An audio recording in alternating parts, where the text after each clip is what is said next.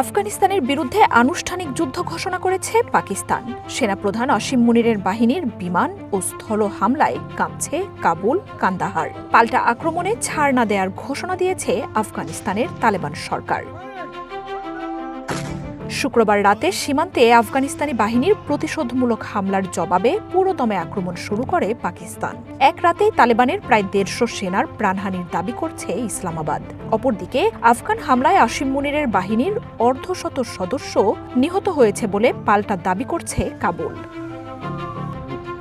পাকিস্তানি সেনাদের মরদেহ আফগানিস্তানে নিয়ে যাওয়া হয়েছে বলে দাবি তালেবান প্রশাসনের। জীবিত বেশ কয়েকজন সেনাকে বন্দিরও দাবি করছে তারা। পাকিস্তানের হামলায় কাবুলের অন্তত ৩টি স্থানে ভয়াবহ বিস্ফোরণের ঘটনা ঘটেছে। তালেবান মুখপাত্র জাবিহুল্লাহ মুজাহিদ জানিয়েছেন, কান্দাহার ও পাকটিয়াতে বিমান হামলা চালিয়েছে পাক বাহিনী। যদি চাও টেস্ট, স্বাদ টমেটো সসই বেস্ট। তোরখাম সীমান্তেও চলছে গোলাগুলি। সীমান্তে হামলা চালিয়ে পাকিস্তানের ১ ডজনের বেশি সেনা চৌকি দখলে নিয়েছে তালেবান। স্থল অভিযানেও দুই পক্ষের ব্যাপক ক্ষয়ক্ষতির কথা উঠে আসছে। দুই পক্ষই বেসামরিক স্থাপনায় হামলার পাল্টাপাল্টি অভিযোগ তুলেছে।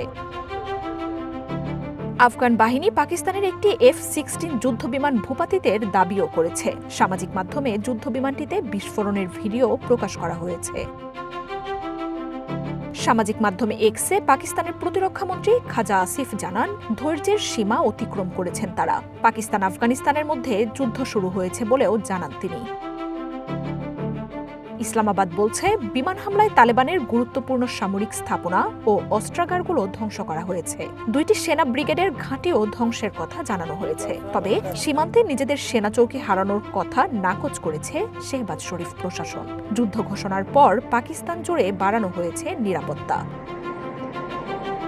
এদিকে প্রতিবেশী দুই দেশের সংঘাতে তৎপর হয়ে উঠেছে আন্তর্জাতিক সম্প্রদায়। যুদ্ধবন্ধের আহ্বান জানিয়েছে জাতিসংঘ সহ সৌদি আরব, রাশিয়া, ইরানের মতো দেশগুলো। যুদ্ধের এই সময়ে পুরো দেশ সামরিক বাহিনীর পাশে আছে বলে জানিয়েছেন পাকিস্তানের প্রধানমন্ত্রী শেহবাজ শরীফ। আফগানিস্তানকে পুরোপুরি গুঁড়িয়ে দিতে ইসলামাবাদ প্রস্তুত বলে জানান তিনি। বিপরীতে আফগানিস্তানের সাবেক প্রেসিডেন্ট হামিদ কারজাই পাকিস্তানের আক্রমণের জবাব সাহস ও আঘাতের মাধ্যমে ফিরিয়ে দেওয়ার ঘোষণা দিয়েছেন। মার্জিয়া উপমা, ওয়ান ইন্টারন্যাশনাল ডেস্ক।